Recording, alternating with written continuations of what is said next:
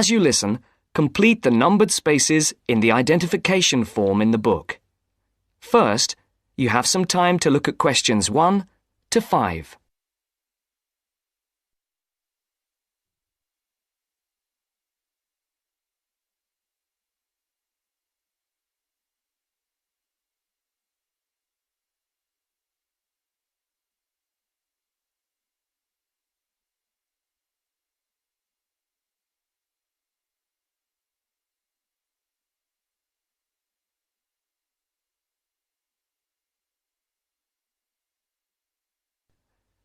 You should answer the questions as you listen, because you will not hear the recording a second time. Listen carefully and answer questions 1 to 5.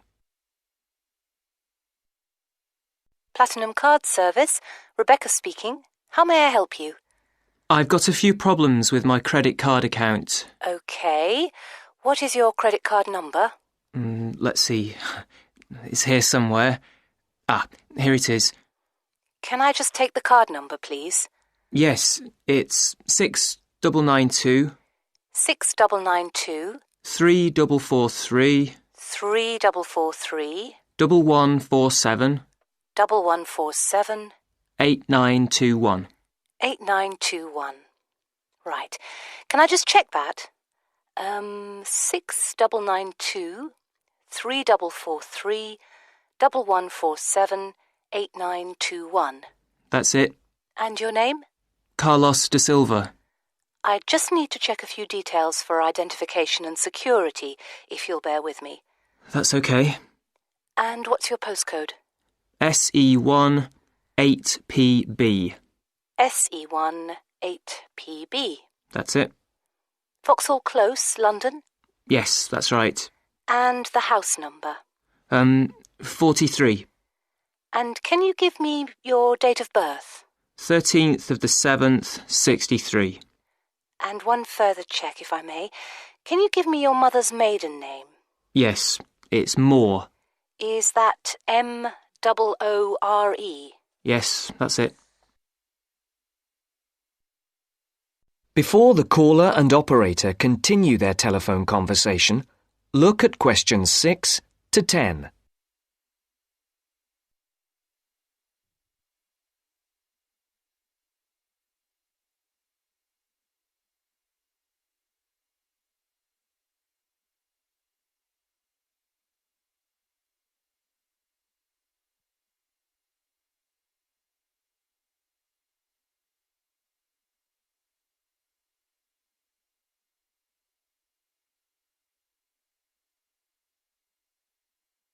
Now listen to the next part of the conversation and answer questions 6 to 10. For these questions, there are 3 alternatives: A, B, and C. Decide which alternative is the most suitable answer and circle the correct letter. Yes. Now, can we get on with this? Yes, sir, certainly. I'm sure you'll appreciate that all these checks are necessary for security reasons. So, what exactly is the problem? Problems? Okay. Well, first, your computer seems to have gone mad. I sent you £500 and on the statement for the account it shows that I only paid £300. Yes. The account does only show £300 was paid. Well, I paid the £500 in at the bank and I have my receipt, and my bank statement shows that £500 has been taken from my account. Oh, I see. What I'll do is check with the bank and see what they say. OK. You said there was something else? Yes, as if that wasn't enough. My account shows that £107.27 was paid to a company called Pan Express. I don't know who this is. Let's have a look. Well, it is genuine. I can assure you it's not mine. It was made on the evening of the 12th of May. Maybe it's a restaurant bill you forgot about? There's no way that... Oh, wait, hold on. Yes. Oh, it's okay. I've just realised what it is. It is a restaurant bill. The name of the company is different from the name of the restaurant. My mistake. I'm sorry. That's okay. Was there anything else? I don't know if I dare. What is it anyway? Well, it's, the amount of interest seems to have gone up. If you look at your statement for April, you'll see that the rate went down from 16.27% to 14.99% that month. Oh, yes, you're right. Was that everything? Yes, basically, it is. Okay. And can you check my payment? Oh, yes, I'll do it. Can I phone you back? I'll be at home for the next 2 hours. I have to leave at 11. Right. What's your number? 020 7989 7182. Hold on. 020 7979? No, it's 7989 and then 7182. So it's 020 7989 7182. Yes, that's it. Okay, I'll phone you straight back. Thanks. Bye. That is the end of part 1. You now have half a minute to check your answers.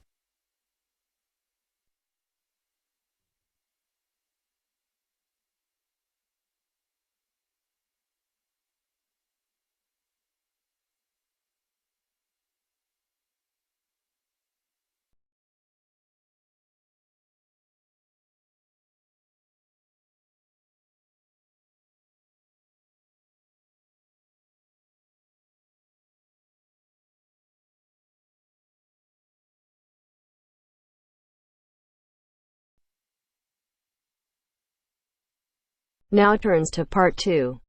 Part 2. You'll hear part of a free class about safety around campus. First, you have some time to look at questions 11 to 14.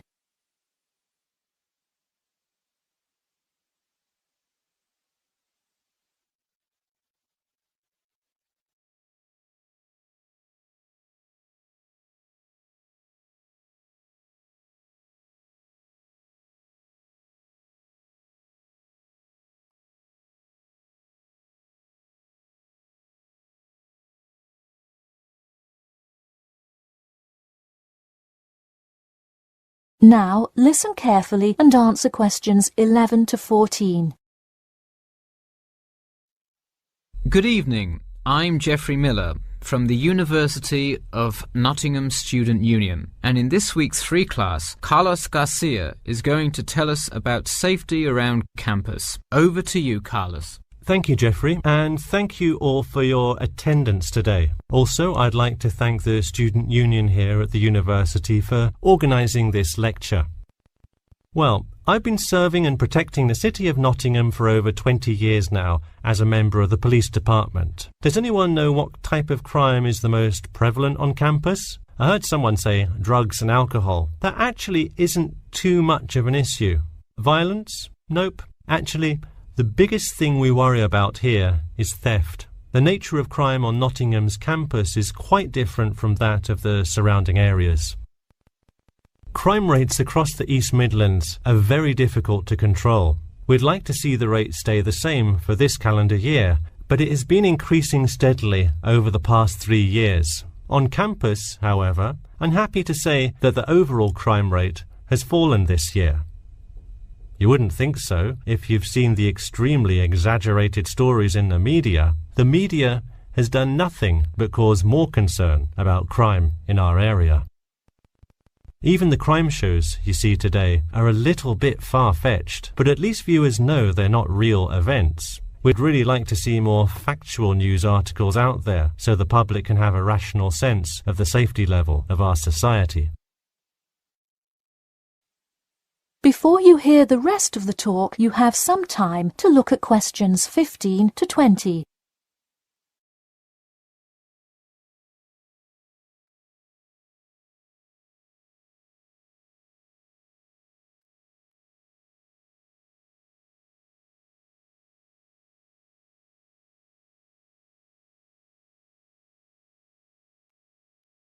Now listen and answer questions 15 to 20. Okay, let's move on to what to do when you see a crime. Do not get involved if at all possible, and do not draw too much attention to yourself by running away in a conspicuous manner. Though most likely, and hopefully, you will not have to experience this situation, if you are being mugged, please do not try to resist. Instead, be compliant and seek help after the incident. Like I said, though, it is highly unlikely that you will find yourself amidst a crime, but it is important to be prepared should it ever happen. We find that educating students and staff on the correct precautions to take is the best way to increase your safety. Just remember to be smart when you're out late at night and avoid any area or person that looks suspicious. I know it sounds obvious, but I cannot stress this enough. It's also not a bad idea to have your mobile phone with you at all times, but be careful. If you're chatting on your smartphone on your way home, you're a prime target for thieves. I'd like to see a show of hands. How many people have left work or the library after 10 p.m. to go home before? A lot of you, right? If you do have to go home late at night, please don't walk home alone. More often than not, there's someone there that will be walking the same direction as you at some point. Walk home with a friend or co-worker. Even if you must use your phone to call someone that's nearby to walk with you, it's always safer to walk home with someone.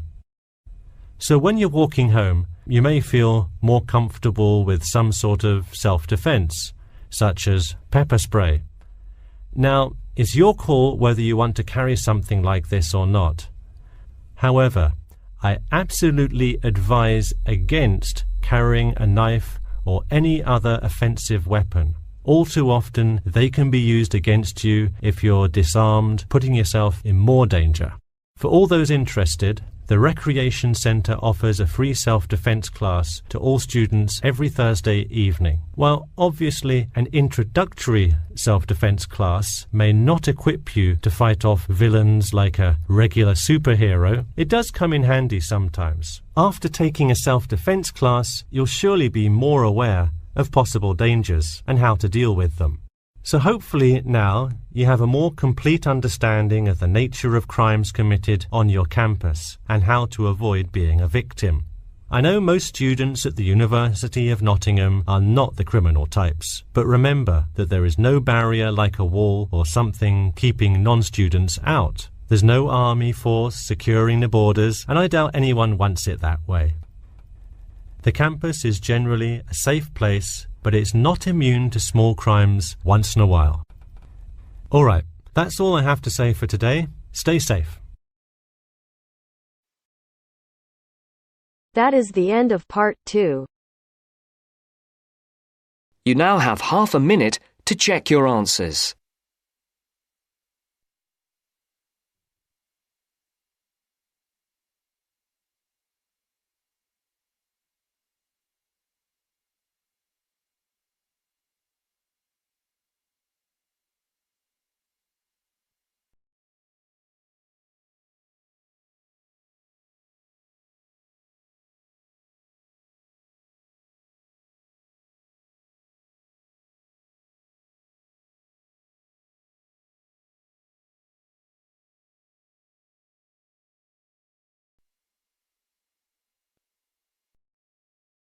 Now turns to part 3. Part 3. You will hear two students, Sharon and Zhao Li, talking to their tutor about a presentation they gave the previous week. First, you have some time to look at questions 21 to 23.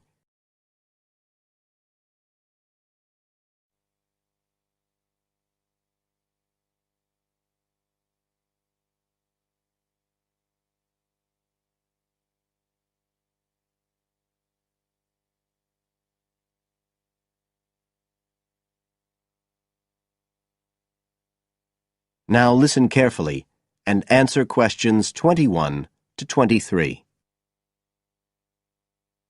So, Sharon and Zhao Li, In your presentation last week, you were talking about the digital divide, the gap between those who can effectively use communication tools, such as the internet, and those who can't. And you compared the situation here in Northern Ireland with Southeast China. Right. So I asked you to do some self-evaluation, watching the video of your presentation and thinking about the three main criteria you're assessed by: content, structure and technique. What do you think was the strongest feature of the presentation when you watched it? Sharon? Well, I was surprised actually, because I felt quite nervous. But when I watched the video, it didn't show as much as I expected. So which of the criteria would that come under? Confidence? That's not actually one of the criteria as such. Zhao Li? Technique? It's body language and eye contact, isn't it? Well, I didn't think I looked all that confident, but I think that our technique was generally good, like the way we designed and used the PowerPoint slides. So, you both feel happiest about that side of the presentation? Yeah. OK, now on the negative side, what would you change if you could do it again? Well, at first I'd thought that the introduction was going to be the problem, but actually I think that was OK. We defined our terms and identified key issues. It was more towards the end. The conclusion wasn't too bad, but the problem was the questions. We hadn't really expected there'd be any, so we hadn't thought about them that much. OK, anything else? Well, like Zhao Li says, I thought the conclusion was okay, but when I watched this on the video, I thought the section on solutions seemed rather weak. Can you think why?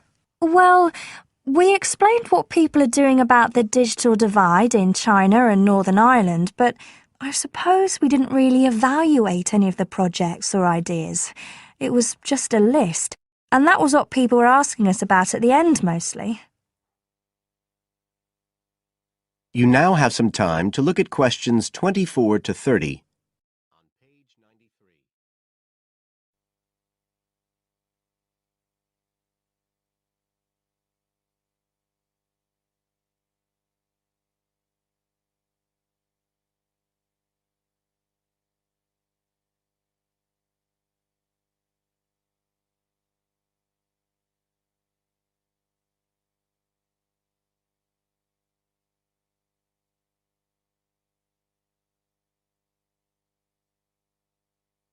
Now listen and answer questions 24 to 30.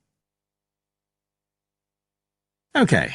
Now, I also asked you to get some peer evaluation from the other students. Yes, well, people said it was interesting, like the fact that in China the internet was used more for shopping than in Northern Ireland. They said sometimes it was a bit hard to understand because we were talking quite fast, but we didn't think so when we watched the video. No, it's a bit different, though, because you know all this information already. If you're hearing it for the first time, you need more time to process it. That's why signposting the structure and organisation of the talk is important. That seemed OK. No one mentioned that as a problem. Some people said that we could have had more on the slides, like some of the other groups had nearly everything they said written up on the visuals as well. But other people said the slides were good. They had just the key points. Yes. And most people said we had quite good eye contact and body language. They all pointed out we'd overrun. They all said we were 5 minutes over. But we timed it afterwards on the video, and it was only 3 minutes. We were a bit unsure about the background reading at first, but I think we did as much as we could in the time. Anyway, no one commented on that under content. But one thing that did come out was that they liked the fact we'd done research on both Northern Ireland and China. Most other people had just based their research on one country. We managed to get quite a lot of data from the internet, although we had to do our own analysis, and we did our own surveys as well in both countries. So the class gave us best feedback for content, but it was all OK. Right. Well, that's quite similar to the feedback I'm giving you. I was very impressed by the amount of work you'd done and by your research methodology. So, actually, I'm giving you full marks for content. 5. The structure of the presentation was good, but not quite as good as the content. So I gave that 4, and the same for technique. So, well done. Thank you. Now, the next stage is to write up your report. So, just a few pointers for you here. First of all, in your presentation, I think your ending was rather abrupt. You suddenly just stopped talking. Yeah. It wasn't a big problem, but think about your closing sentences in your report. You want to round it off well. One thing I forgot to mention earlier was that I felt a very strong point was that after you'd given your results, you explained their limitations. The fact that we didn't have a very reliable sample in terms of age in China. Yes, that section. So don't forget to include that. And you had some excellent charts and diagrams, but maybe you could flesh out the literature review a bit. I can give you some ideas for that later on if you want. OK, is there anything else you want to ask? No, thank you. Thanks. That is the end of part 3. You now have half a minute to check your answers.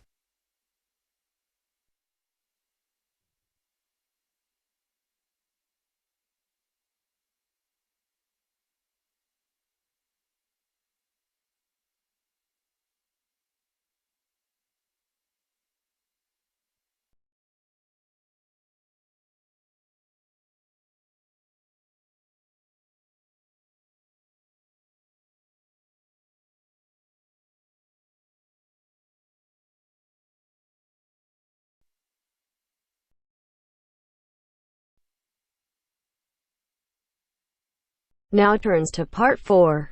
Part 4. You will hear an introduction about an eco-friendly building called the Gherkin. First, you have some time to look at questions 31 to 40.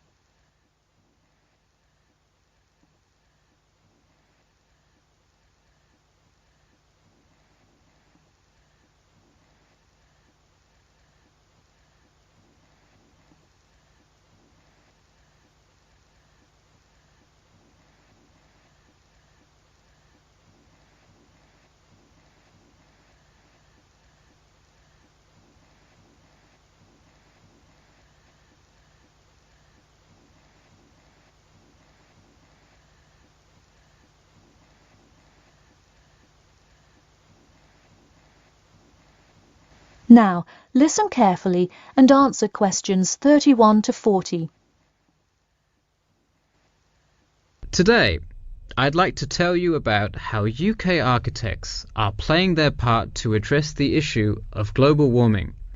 You have seen many of these iconic buildings while going about your everyday life, but you may not know how they are affecting your tomorrow.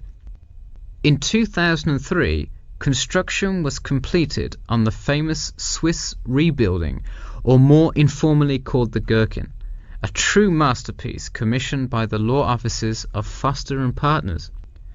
This is not the first ambitious endeavour of the firm. They are renowned for their various philanthropic environmental efforts. The Gherkin, with its cutting-edge green initiative and sharp design, is gaining recognition as an icon in modern architecture. You can pick it out of the London skyline by its unorthodox cigar shape. While its appearance is the obvious attribute at which to marvel, there is far more to this building than meets the eye. And let's face it, there's a lot about this building that meets the eye. The building helps reduce the city's carbon footprint in a number of ways. Just a quick note, in case you're not familiar with the term carbon footprint, get used to it. It's a buzzword you'll hear relentlessly to talk about reducing emissions. Think of it as the amount of harmful greenhouse gases that are given off into the environment by a single person, organization, or product. So going back to the Gherkin building, perhaps the most obvious as well as the most significant eco-friendly feature is the glass windows, which allow light to pass through the building, both reducing heating costs and brightening up the workspace. The ingenuity behind the various eco-friendly aspects of the Gherkin has seen its fair share of publicity both from serious and silly sources. In a recent April Fool's Day edition, One e-publication printed a story detailing plans to replace 50% of the current exterior with grass, which would not only make large steps in the name of sustainability, but also give the building the green hue that would truly earn it the nickname of the Gherkin. The only drawback is, as you may have guessed, that this story was an April Fool's Day joke and completely made up.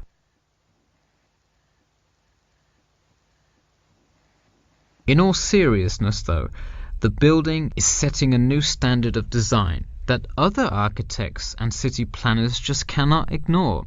The building's bold and cost-efficient design has won a number of architecture awards, including the Stirling Prize, the London Region Award, and the Empress Skyscraper Award, among others. The design comfortably accommodates a large number of offices, while keeping maintenance and operation costs down, striking a superb balance between nature and the workplace. Nature is well and good, as long as the weather is nice outside. Given London's notoriously bad weather, the architects knew they must devise a quality temperature regulation system, and that they did.